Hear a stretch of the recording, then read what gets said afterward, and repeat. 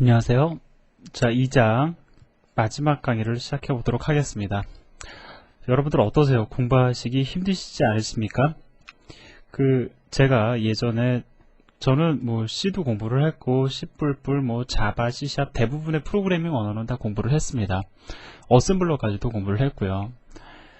이건 제 자랑을 하려고 말씀을 드린 게 아니고요. 여러분들도 마찬가지입니다. 언어 하나 깊이 잘 공부해 두시면은요, C하고 C++ 정도 잘 깊이 있게 공부해 두시면은 다른 언어는 쉽게 공부할 수 있습니다. 제가 노력을 많이 기울여서 다른 언어를 다 공부했던 것이 아니라 언어적인 패러다임이 거의 유사하기 때문에 가능했었던 거고요.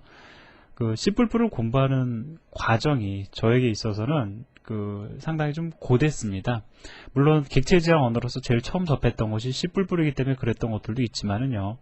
여러분들이 C++는요, 재미를 느끼실 때까지는 조금 고생스러운 부분이 없잖아 있습니다. 그렇기 때문에 지금 사실 하는 내용은 그렇게 어려운 건 아니고요. 이제 3장 들어가고 상속, 특히 다형성 이런 얘기 나오면 좀 어려워지거든요. 그래도 여러분들 이왕 시작하신 거니까 좀 즐기는 마음을 가지고 조금만 더 내가 열심히 하면 재밌어질 것이다 라는 믿음을 가지고 공부를 하시기를 부탁을 드립니다. 자, 이번에는요, 우리가 이제 레퍼런스를 갖다가 마무리하는 얘기가 되는데요. 요 예제를 보도록 하겠습니다. 이걸 먼저 한번 그냥 실행을 해볼게요. 실행을 하고요. 그 다음에 리턴 타입이 현재는 int의 레퍼런스 타입으로 리턴을 해라 라고 되어 있는데, 이것이 int의 레퍼런스가 아니라 그냥 int인 경우에는 어떻게 될 것이냐, 이거에 대해서 얘기를 해보도록 하겠습니다.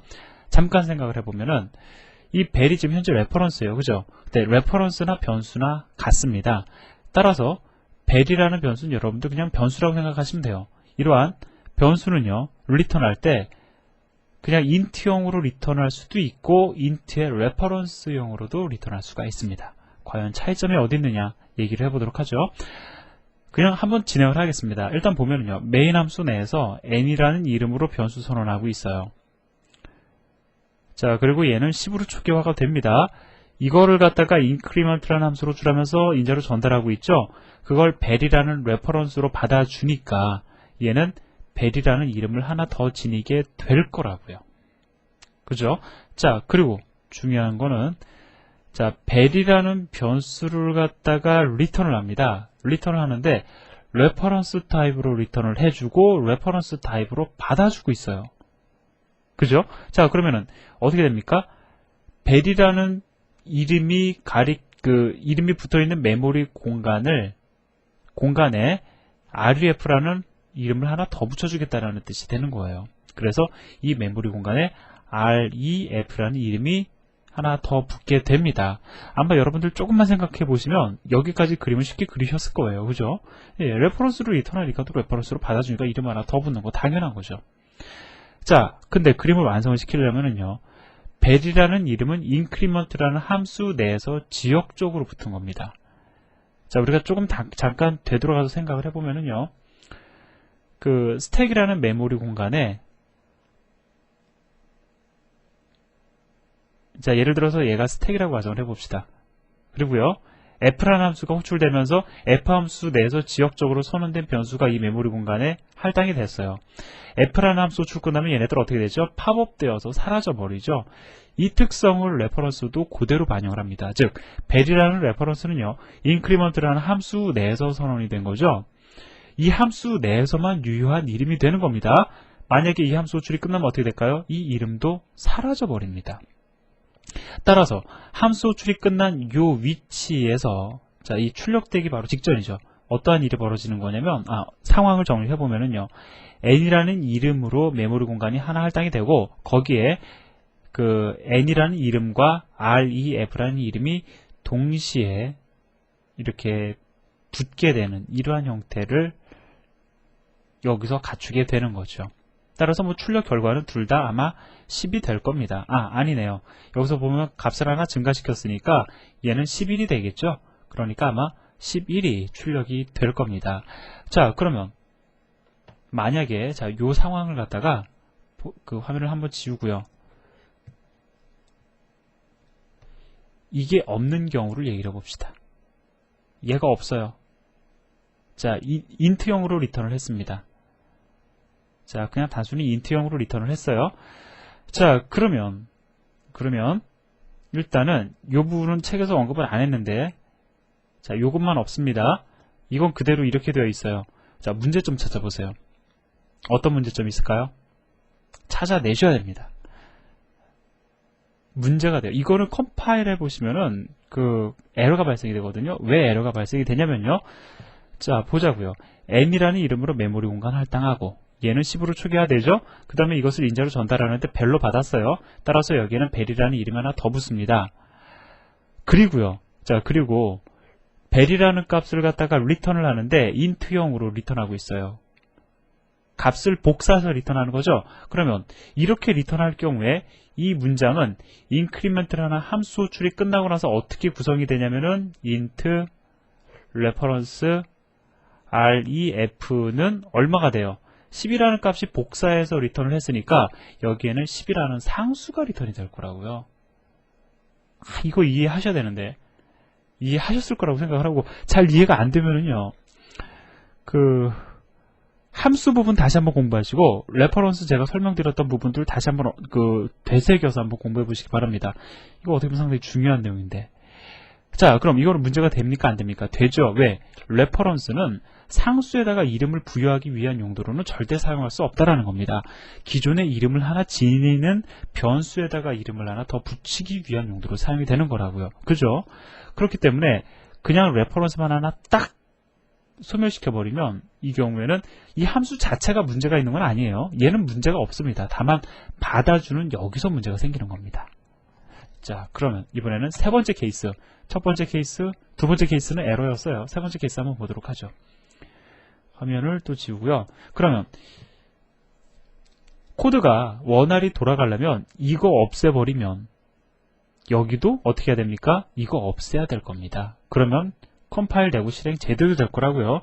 자, 그러면 어떠한 형태로 그 메모리 공간이 할당이 되냐면, 자, n이라는 이름으로 메모리 공간 할당되고 얘는 10으로 초기화되죠. 자, 그리고 그 n을 갖다가 인크리먼트 함수 호출하면서 인자로 전달하니까 벨로 받고 있으니까 레퍼런스 벨이라는 이름이 하나 더 부여될 겁니다. 자, 그리고요, 벨이 지니고 있는 값을 리턴했어요. 그럼 벨이 지니고 있는 값을 int형으로 리턴하니까 복사해서 리턴하죠. 이 문장은 어떻게 됩니까? int ref는 10이 리턴 되잖아요. 그죠? 따라서 이 문장에 의해서 메모리 공간 하나 다시 할당하고 이름을 ref라 주고 10으로 초기화가 될 겁니다. 자꾸 제가 10이라고 말씀을 드리는데 사실 증가가 된 관계로 얘도 11이 되고 얘도 11이 되겠네요. 이런 부분은 여러분들이 대충 감안해서 들어주시길 부탁을 드립니다. 뭐 큰 문제 안 되는 거니까 제가 다시 녹음 안 해도 되겠죠. 이 정도는. 제가 심하게 실수를 하면은요, 녹음을 다시 합니다. 처음부터. 조금 힘들더라도 제가 다시 녹음을 하는데 이 정도는 상당히 자연스러운 거니까 그냥 넘어가도록 하겠습니다. 자, 어떻습니까? 메모리 공간이 독립적으로 할당이 되는 거죠. 제가 지금 여러분들에게 그려드린 이 그림을 처음에 그려드린 그림하고 한번 비교해 보시기를 바랍니다. 그러면 함수 호출 관계에 있어서의 리턴 타입 관계가 여러분들 나름대로 정리가 될 거예요. 요거 좀 어려운 겁니다. 저도 알고 있습니다. 좀 어려운 개념이거든요. 하지만 여러분들 일단 이해하시고 그 다음에 반복하시기 바랍니다. 자, 그럼 이번에 이 오른쪽에 있는 걸 보도록 하죠. 여러분들 요거 보시고요. 문제점 있는 부분, 이거 사실은 컴파일 타임에 에러 발생 안 합니다. 런 타임에도요, 그럭저럭 돌아가요. 하지만 이러한 코드는 절대 작성하시면 안 됩니다. 왜 그럴까요? 한번 생각해 보시기 바랍니다. 자, 그럼 같이 보도록 하죠. 일단 화면을 요즘 방해되니까 깨끗이 지우고, 자, 같이 보도록 하겠습니다. 메인 함수에서요, 펑션 함수 호출하고 있어요. 자, 따라서 벨이라는 이름으로 메모리 공간 할당이 될 거고요. 그 다음에 얘는 10이 될 겁니다. 그런데 얘를 리턴을 하는 데 있어서 레퍼런스 타입으로 리턴을 해요. 그리고 때마침 메인 함수에서도 ref라는 이름으로 받아주고 있습니다. 물론 레퍼런스죠. 따라서 어떻게 되죠? 벨이라는 이 변수에다 ref라는 이름이 하나 더 붙을 거라고요. 그죠? 여기까지는 문제가 없는 듯 보입니다. 근데 문제는 바로 생겨요.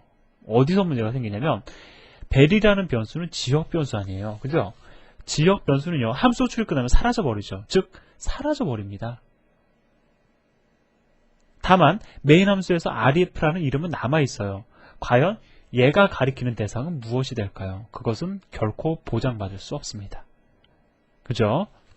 즉 레퍼런스 하는 영역은 이미 사라진 영역이에요. 얘는 사라졌습니다. 간단하죠, 의외로. 그러면 우리가 이걸 통해서 알 수 있는 내용은 뭐냐?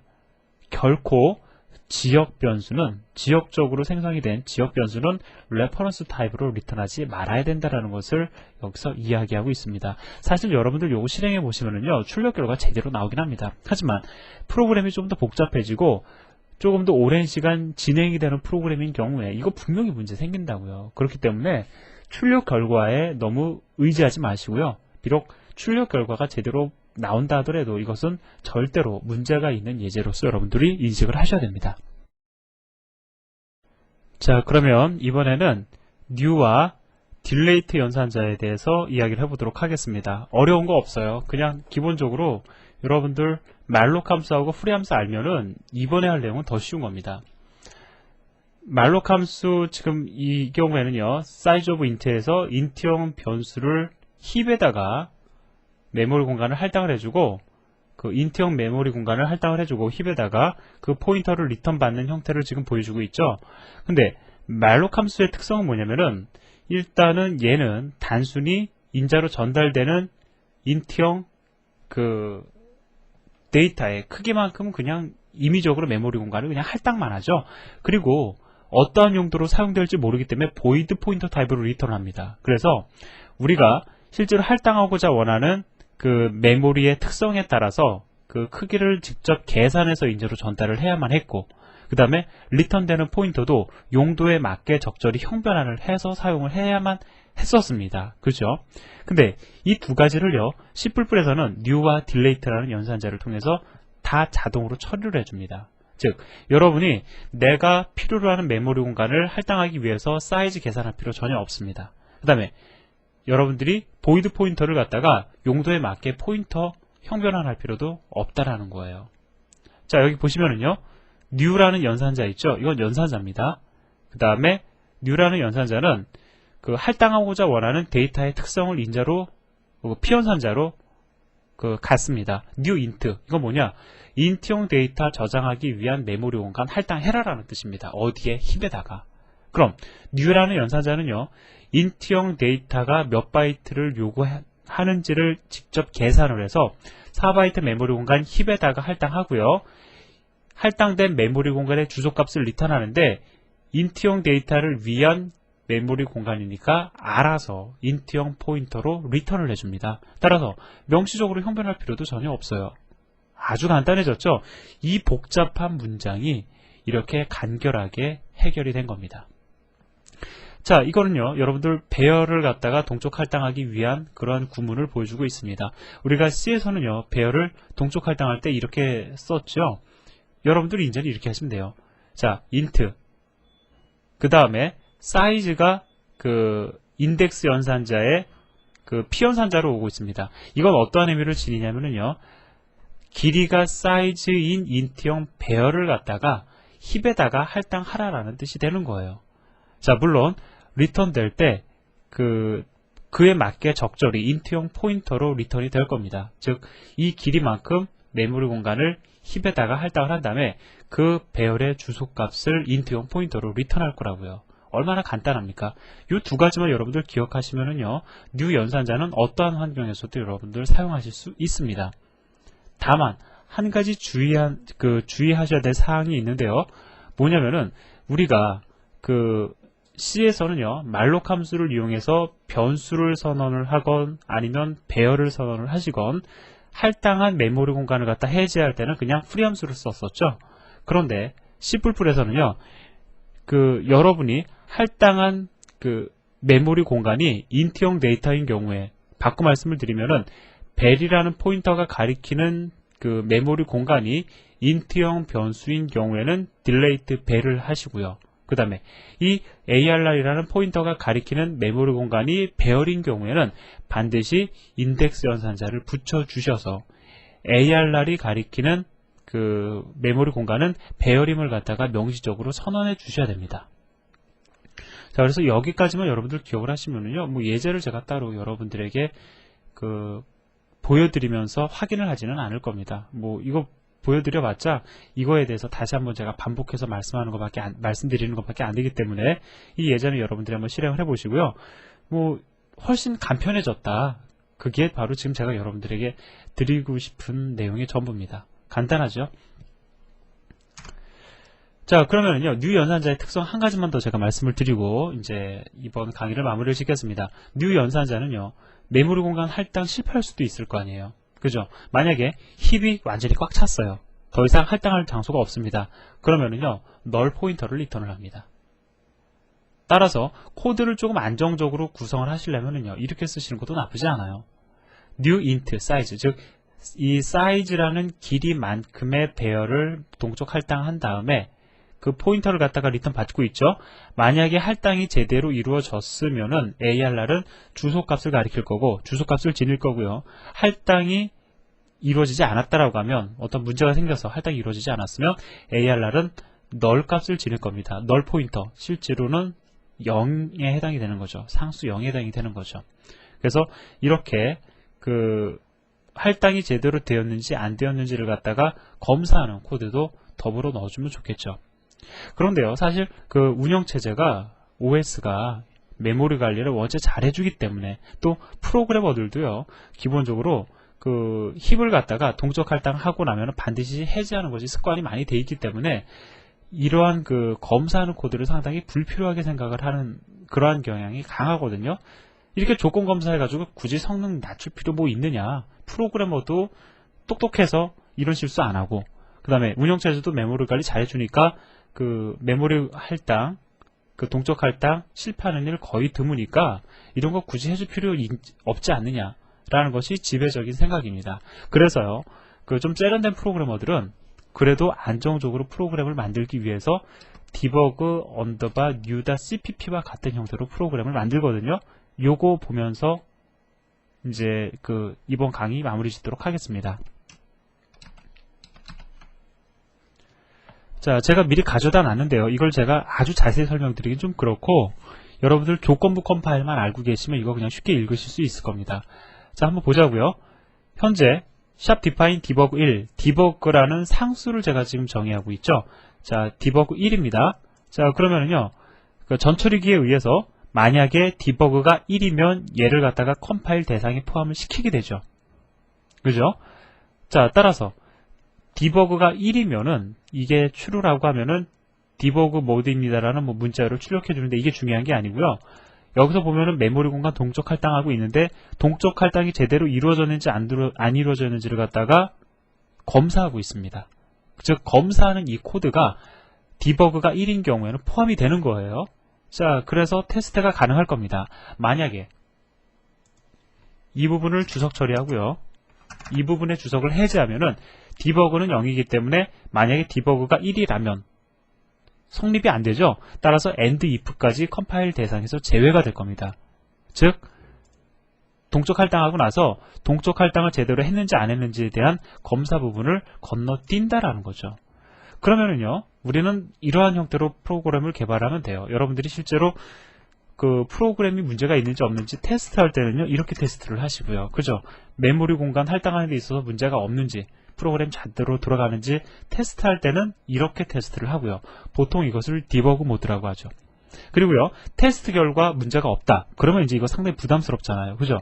그 경우에는 누군가에게 이제 서비스를 할 때는 이러한 형태로 컴파일된 실행 파일을 제공을 하면 좋을 겁니다. 그러면 디버깅도 하고 실제로 디버깅 해본 결과 문제가 안 생겼음을 확인을 하고요. 자, 이렇게 그 메모리 공간이 제대로 할당되었는지를 검사하는 부담스러운 코드는 문제가 없음을 확인하고 그냥 제외시켜서 실행 파일을 만들어서 서비스 해주면 되는 거겠죠. 자, 그렇게 해서 여러분들 요거는 사실 그 C에 관련된 내용입니다. 그거를 여러분들에게 제가 씨뿔뿔해서 지금 다시 한번 언급을 해드리는 거죠. 그렇게 해서 2장 강의가 끝났습니다.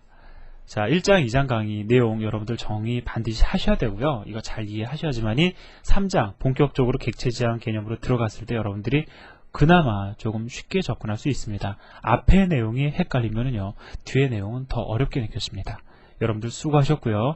저는 3장에서 또 인사드리도록 하겠습니다. 수고하셨습니다.